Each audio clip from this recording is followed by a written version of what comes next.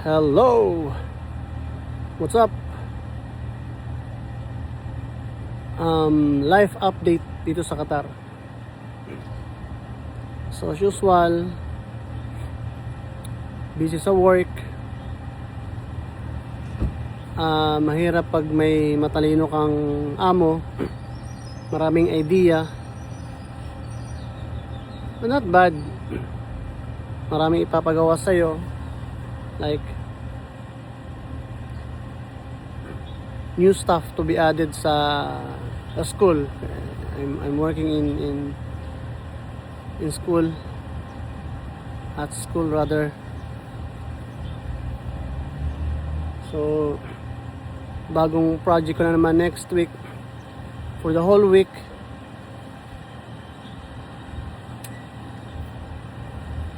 So busy na naman.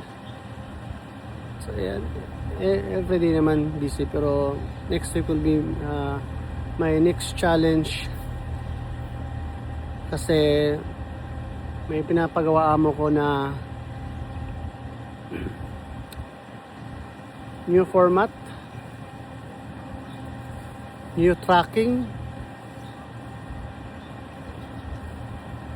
I cannot say no. So as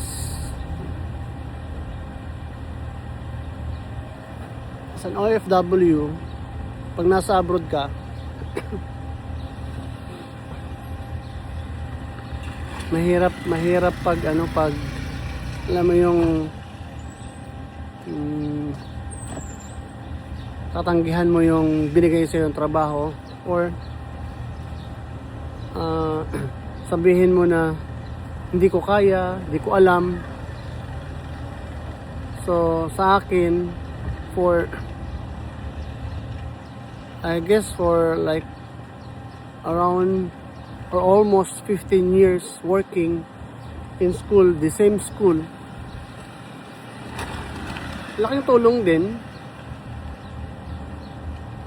Marami akong experiences na bago, na hindi ko alam dati, na kailangan mong matutunan,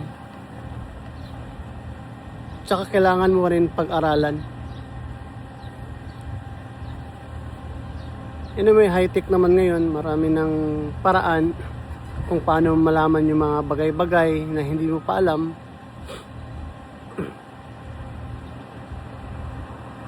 So as an OFW, laban lang, laban. Kayod, laban.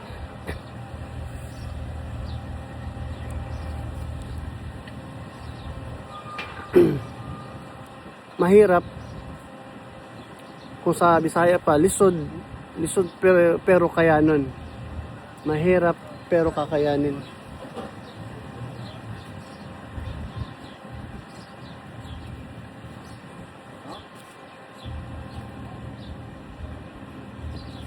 So yeah, I will be preparing myself to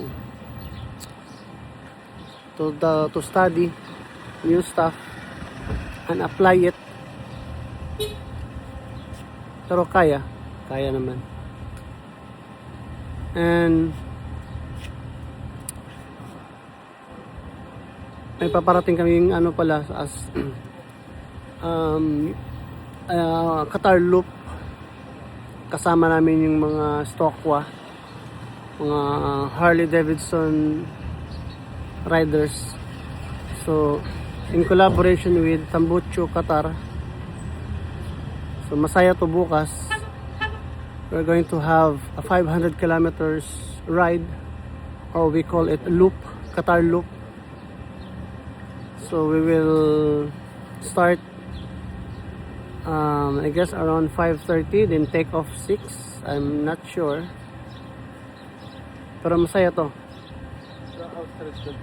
Pagod, puyat na biyahe, pero masaya. Kasi ang pagra-ride kasi as one of the riders here in Qatar.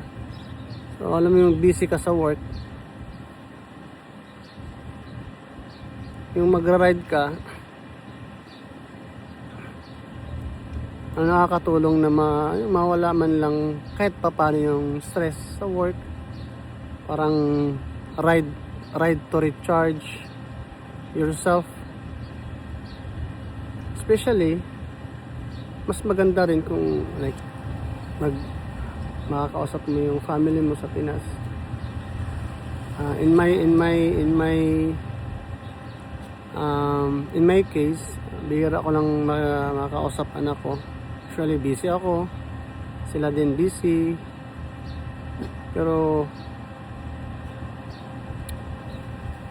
ganito talaga, OFW.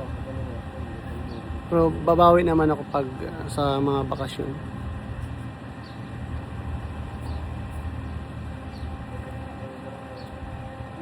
Isa rin, kung OFW ka, kailangan ding huwag kang magsulo. Kailangan mo rin may kausap. Pasalamat din ako, may marami akong kaibigan na nakakilala dito. Alam mo yung maalalay, nakakausap ka, nakapagbiroan ka. Masaya. So isa din yung nakakatulong sa sa mga pang-araw-araw, yung may mga makausap ng mga kaibigan. So guys, see you tomorrow sa ride. Maybe I will vlog it or live tomorrow sa ride namin for 500 kilometers.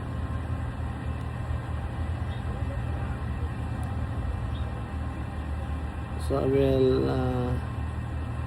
will see you tomorrow.